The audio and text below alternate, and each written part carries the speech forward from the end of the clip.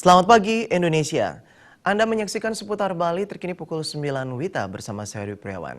Pemirsa, pemilu Kada Kabupaten Buleleng sudah sampai pada tahap pleno perbaikan dukungan pasangan calon perseorangan tingkat kecamatan. Meski masih dalam tahapan tersebut, aparat keamanan baik kepolisian dan TNI tidak mau kecolongan.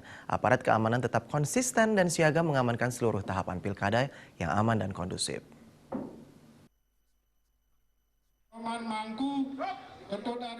Kapolres Buleleng Made Sukawijaya menilai pengamanan tahapan verifikasi tahap 2 Pilkada Buleleng tetap dalam pengawasan kepolisian.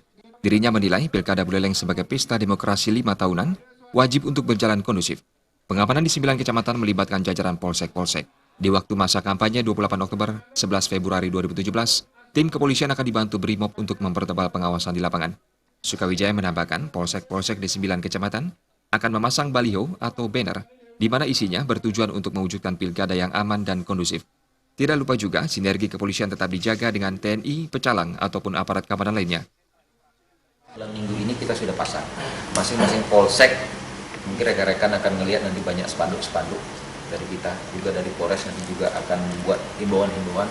Intinya himbauan itu berisi dengan pilkada damai. Kita mengajak seluruh masyarakat Buleleng ya, untuk melaksanakan pilkada ini dengan perasaan riang dan damai ya. Intinya Buleleng ini punya kita.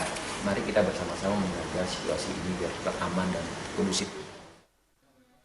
Sementara itu diawasi verifikasi faktual, PPS dibantu pengawasan bersama polisi dan melakukan verifikasi KTP dukungan untuk bakal paslon perseorangan secara door to door. Sementara sistem selanjutnya pendukung dikumpulkan kolektif di satu titik untuk mempermudah pengamanan.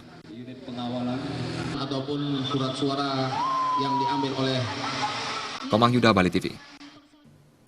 Ikuti seputar Bali terkini 1 jam mendatang. Selamat pagi dan sampai jumpa.